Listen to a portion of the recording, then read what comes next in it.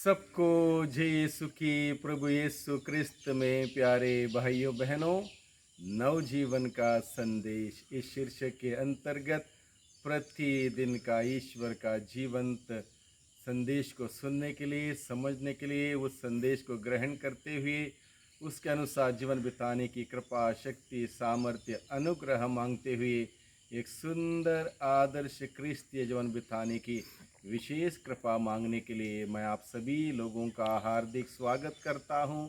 आज अगस्त की 2 तारीख है, शनिवार का दिन है। प्यारे भाइयों बहनों, आज के दिन में मनन चिंतन करने के लिए हम सबों को विषय दिया है संत मती के द्वारा रचित सुसमाचार अध्याय 14 पद संख्या 1 से 12।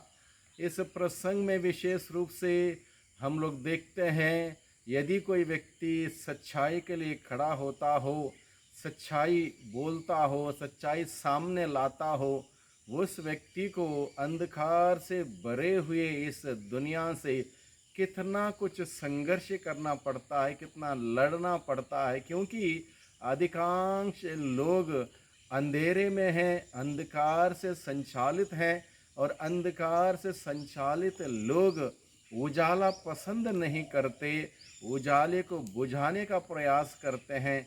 इसलिए प्रभु हम सबों के सम्मुख ये संदेश रखते हुए हम सबों को निमंत्रण देता है और याद दिलाता है कि तुम संसार की ज्योति हो।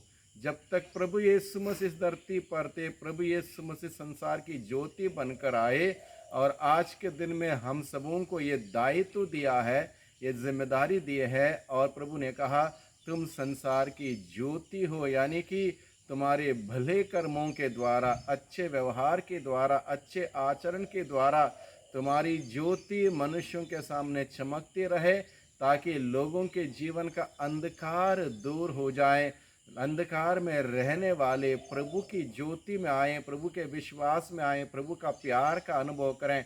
ऐसी दायित्व, ऐसा जिम्मेदारी प्रभु हम सबों को देता है। आज के सुसमाचार में हम लोग सुनते हैं, यूहन्ना बपतिस्ता जो सत्य की गवाही बन के इस धरती पर आए थे, सत्य के साक्षी बनकर इस धरती पर आए थे, उसको सत्य प्रकट करते हुए, सत्य के लिए जीते हुए कितना कुछ अत्याचार, कष्ट, पीड़ा, दर्द झेलना पड़ गया। और इस उदाहरण के द्वारा प्रभु हमें सिखाता है, सत्य कभी पराजित नहीं होता, सत्य कभी हारता नहीं, सत्य कभी डूबता नहीं, सत्य हमेशा जीत हासिल करेगा।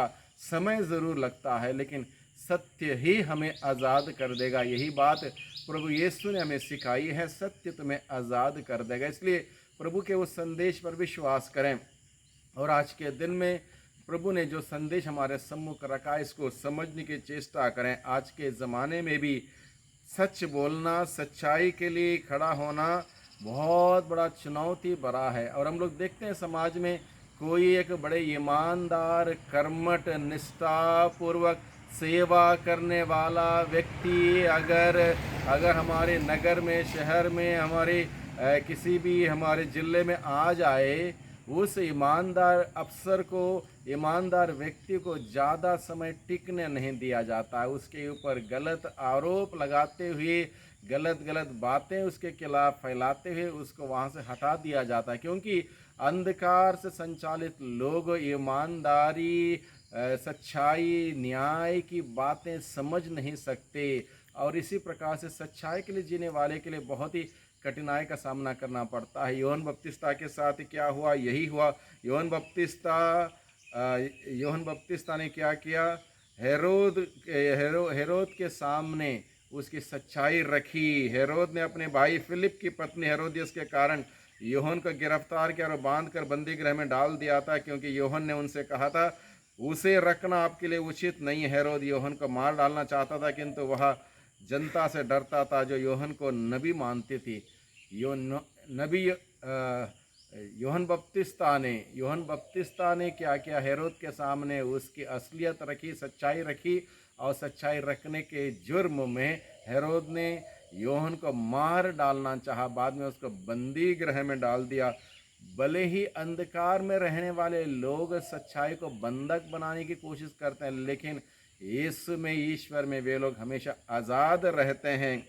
बाद में क्या हुआ, हेरोद यूहन्ना को मार डालना चाहता था, किंतु वह जनता से डरता था जो यूहन्ना को नबी मानते थे। हेरोद के जन्म दिवस पर हेरोदियस की बेटी ने अतिथियों के सामने नृत्य किया और हेरोद को मंदमुग्ध कर दिया। इसलिए उसने शपथ खाकर वचन दिया कि वह जो भी मांगेगी उसे दे देगा।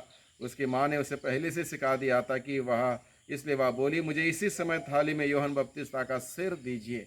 किस प्रकार से देखिए, लोग असत्य, अन्याय, अंधकार में चलने वाले लोग आतंक फैलाते हैं और दूसरों को मार डालने तक उतार होते हैं। हेरोदियस के कहने पर हेरोद ने यूहन्ना बपतिस्ता का सिर कटवा दिया और इस प्रकार से उसने सोचा कि मैंने अपना वचन रखा है। नहीं, ईश्वर के सामने उसने सारे ईश्वर का वचन को थोड़ा, एक इंसान को मार दिया, सच्चाई को दबाने का प्रयास किया, लेकिन सच्चाई दबी नहीं। प्रभु ने उस सत्य को सामने लाया, उस सत्य को सामने लाया। हेरोद के सारे करतूतों को उजागर हुआ। इस प्रकार से कभी सच्चाई ना ही छिपाई जा सकती, ना दबाई जा सकती, बल्कि वो हमेशा हमेशा जीत हासिल करेगी। इसलिए हमें भी डरना नहीं चाहिए। इस धरती पर जीवन बिताते हुए तो प्रभु यीशु ने यही कहा, जो शरीर को मार डालते हैं उनसे मत डरो। शरीर को एक दिन मरना ज़रूर है, लेकिन शरीर के साथ आत्मा को जो मार सकता है उससे डरो। हमारी आत्मा बचाना हमारा परम लक्ष्य है। आत्मा को बचाने के लिए हमें सच्चाई के मार्ग पर चलना होगा, प्रेम के मार्ग पर चलना होगा, ईमानदारी के, न्याय के, शांति के, क्षमा के मार्ग पर चलना होगा। तभी जाके हमारी आत्मा बचेगी। यह हेरोद ने यूहन्ना को मरवा डाल दिया और हेरोद ने यूहन्ना के शरीर को तो मार डाला, लेकिन हेरोद अपनी आत्मा से मर गया। इसलिए हमारे लक्ष्य ये ना हो हमारे शरीर को बचाने की, हमारा लक्ष्य यह है हमारी आत्मा बचाने के लिए। आत्मा बचाना हो तो सत्य के मार्ग पर चलना होगा, सत्य के साथ खड़े होना होगा, सत्य का प्रचार प्रसार करना होगा, न्याय, प्रेम, शांति, ईमानदारी के मार्ग पर जीना होगा। तभी जाके सत्य हमें आज़ाद कर देगा। इसलिए आज के सुसमाचार के द्वारा हम सभी सुनते हैं, प्रभु हम सबों से चाहता है कि यूहन्ना बपतिस्ता ने जिस प्रकार सत्य के लिए अपनी जान तक कुर्बान कर दी और सत्य को आगे रखा, हम भी उसी प्रकार से हमारी तमाम प्रकार के त्याग तपस्या के द्वारा उस सत्य को सामने रखें, सत्य के साथ खड़े रहें, सत्य के लिए जिएं और सत्य निश्चित रूप से हम सबों को आज़ाद कर देगा। इसलिए प्रभु से हम विशेष रूप से प्रार्थना करें, किसी बात से, किसी संकट से, किसी चुनौती से हम ना घबराएं, हिम्मत ना हारें, हार ना माने। सत्य हमें निश्चित रूप से जीत दिलाएगा और हम सबों को सही सलामत रखेगा, और जो सत्य के मार्ग पर चलेगा स्वर्गीय सुख पाएगा। इस बात को याद रखें। इसलिए सत्य पर आधारित जीवन बिताएं, सत्य बोलें, सत्य को आगे बढ़ाएं। सत्य ही हम सबों को आज़ाद कर देगा। सबको धन्यवाद, सबको जय यीशु की।